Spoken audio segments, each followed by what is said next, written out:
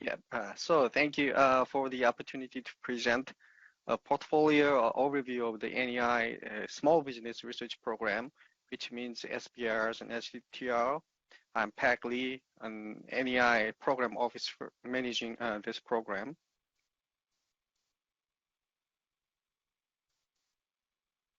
So my presentation will hopefully give you a clear picture of the program with these 4 topics.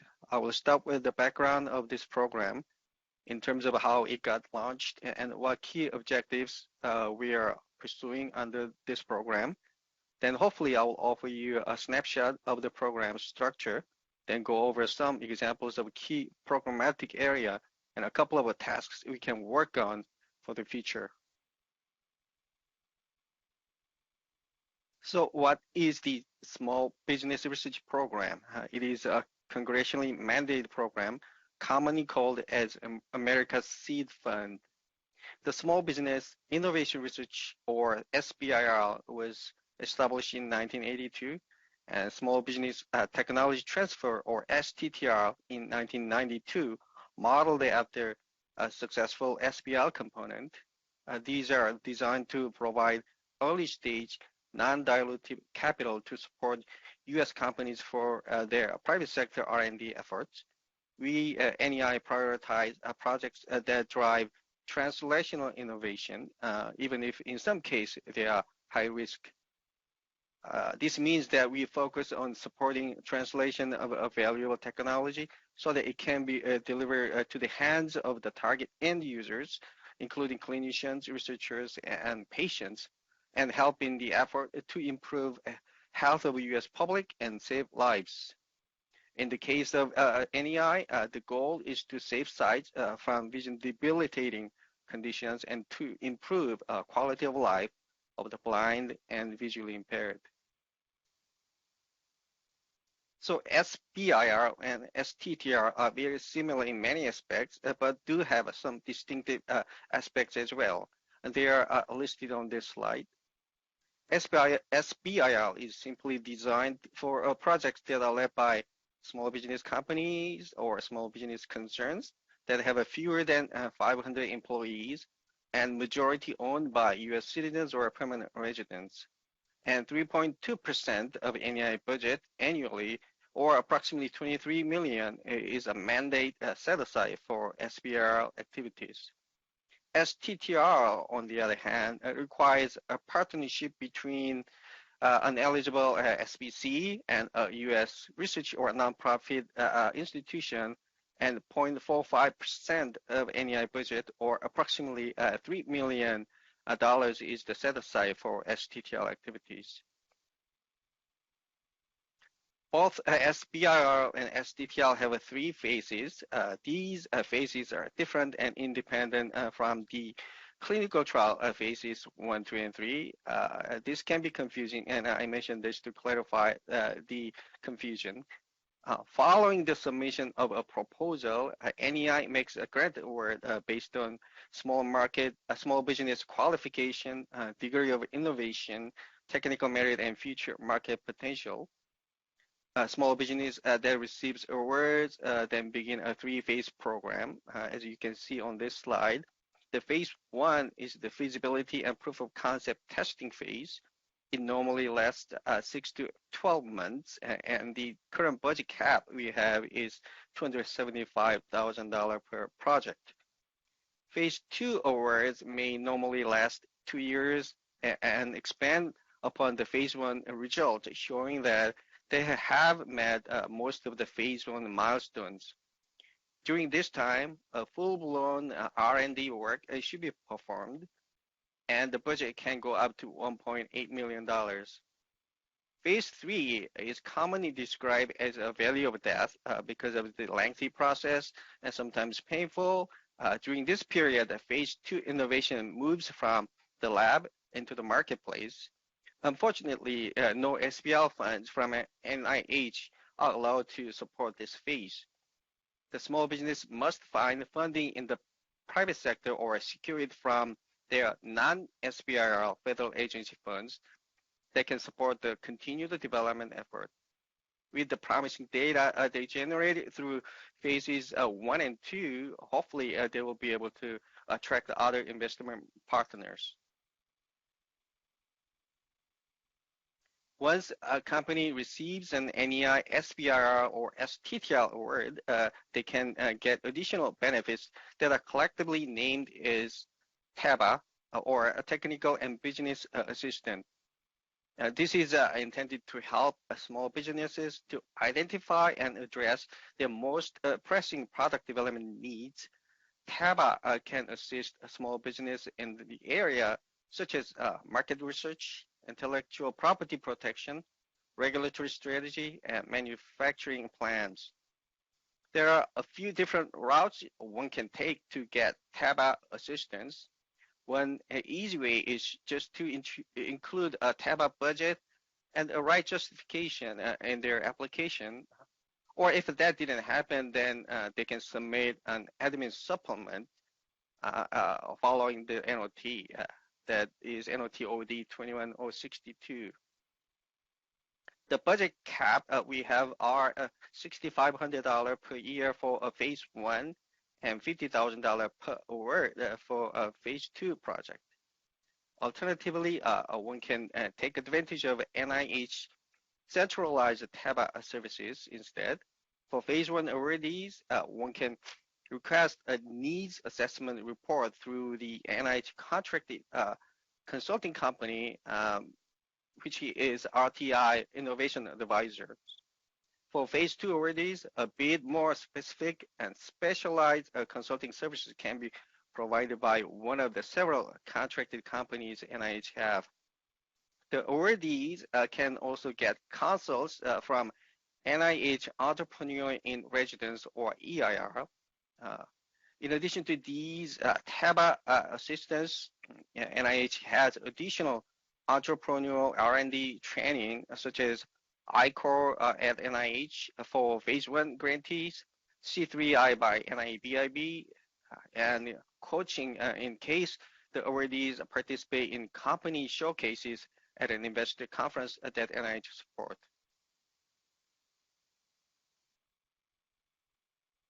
The composition of this program can be dissected in different ways, one of which is just to align it with the current extramural programmatic areas. This slide has two separate data sets. The one in black are accumulative data from year 2012 to present. The other is light blue, are data from year 2020. Their corresponding pie charts are on the right side for you to look at and compare. So just to be brief, over the previous 10-year period, awards fall in the retinal areas, made up about 52%, followed by cornea, ocular surface at 13%, glaucoma 13% as well, followed by low vision, SAVP, and lens in that order at 9%, 8%, and 5% respectively. However, if we look at the data from just last 2-3 years, the corneal and anterior eye projects have grown to close to 1/3 of the program. As you can see, the percentage there is 34%. And glaucoma topics have also grown to 18%.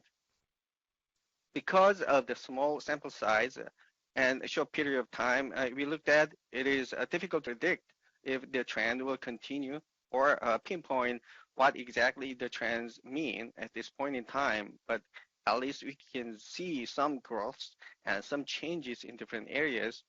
And I have to say that we always look for high quality projects regardless of their research areas, but particularly for the low vision, SAVP, and lens areas.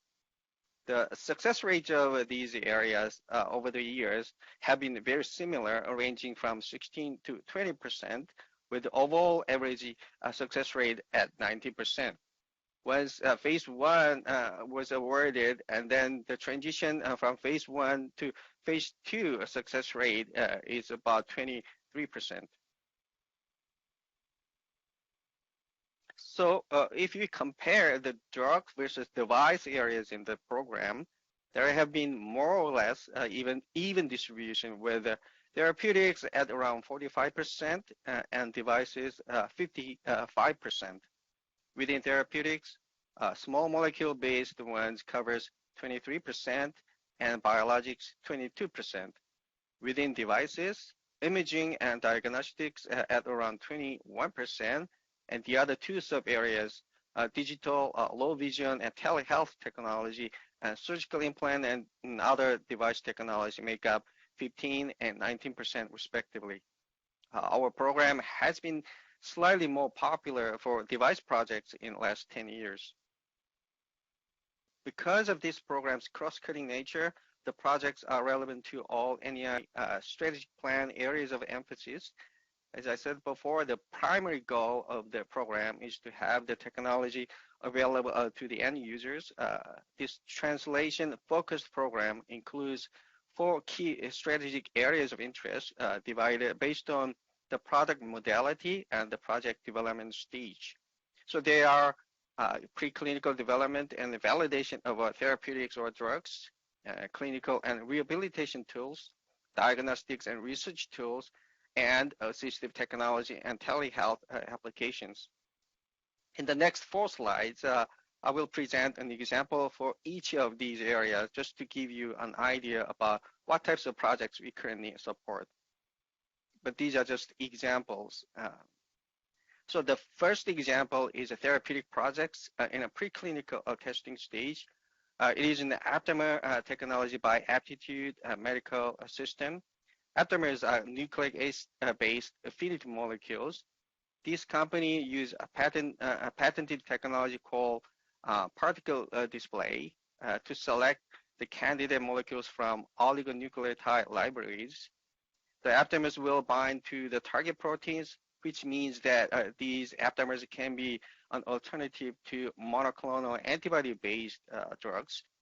These have a favorable safety profile, and due to their high hydrophilicity, these can be packaged into high loads and can be combined with sustained release technologies. Aptitude currently has several high affinity aptamers, including ones specific for VEGF, angiotensin II, and STF1. Different combinations of these aptamers are being tested for diabetic macular edema, neovascular AMD, and geographic atrophy under our SBIR program. Potential impact we can leverage out of this type of approach include more effective and less frequent treatments and less side effects. The next example is for a clinical and research tool area. The company is Lumithera that is carrying out clinical trials using photobiomodulation or PBM for currently 2 indications, dry AMD and diabetic macular edema. PBM is done through delivering light at specific wavelength into the retina with the goal of slowing down or protecting retina from pathological degenerative processes.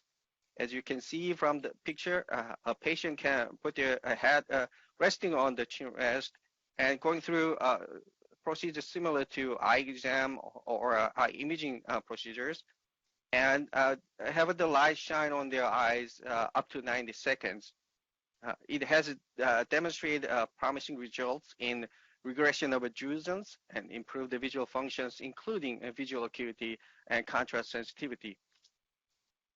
It's been approved for clinical use in European Union and commercialized in other countries. This is potentially less invasive than other treatment options, and if clears the FDA regulatory requirements, then has great promise for saving sites and improving quality of life of some of these patients. Our SBIR program has had some very exciting prior success in supporting innovative imaging product companies such as Biopticians, and the current innovation in this area we have are geared toward making OCT instruments fast in speed, smaller in footprints, and wider in field of view. So we have several examples listed here. For the interest of time, I'll skip those. And we are working on devices that can measure high resolution biomarkers as well. Those two examples are visible light OCT and laser spectral contrast imaging for ocular blood flow. So we also have adaptive optic-based devices working on AOSLO, AOCT, and other technology to better visualize deep layer of the retinal neurons and vasculatures. The impact of these type of technologies are new disease biomarkers, better diagnosis, and lowering the instrument prices and healthcare costs. Last example is about AI and ML-based disease screening. The prime example that we have is FDA-approved IR AI system for DR screening. Basically, retinal images will be analyzed by a secure AI system in the cloud, and a high sensitivity, high specificity report will be generated for referral to a specialist. Another example is from Vision Quest Biomedical. Basically, they are developing camera agnostic DR screening tools, iStars, and this has been validated and developed in countries and underserved communities. Third example is from iHealthScreen. This is an ML-based AMD screening and late AMD predicting tool called iPredict AMD. The potential impact that we can envision include early and consistent diagnosis and intervention, simplified clinical workflow, and saving of healthcare costs. So with these innovative highlights, looking to the future, I would like to point out two critical needs we have.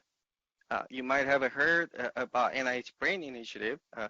This initiative is a NIH program that is launched in year 2014 with the goal of developing the imaging and functional tools to revolutionize our understanding of the human brain. This program has SBIR and STTR components as well, but unlike our academic programs, activities have been very limited in the SBIR and STTR side for NEI. So I encourage interested people to go look at this notice, NOT MH 21-125, and anyone who is interested could submit SBIR, STTR grant applications. The priority areas include technology useful for cell type identification, neural circuit diagrams and monitoring neural activities, behavioral intervention tools that change neural circuit dynamics, theory and data analysis, and integrated approach combining any of these areas. Last but not the least, we need a healthy influx of new entrepreneurial R&D workforce, young or seasoned investigators who are new to this research field. As long as you have an innovative idea or a technology that has a translational and commercial values, all are welcome. We have ongoing discussion with other NIHICs to come up with ways to bring in more people into this arena as well. So with that, hopefully I was able to, with a limited of time, present to you some promising and exciting aspects of this program. I thank you for your attention, and I'm happy to take questions and comments.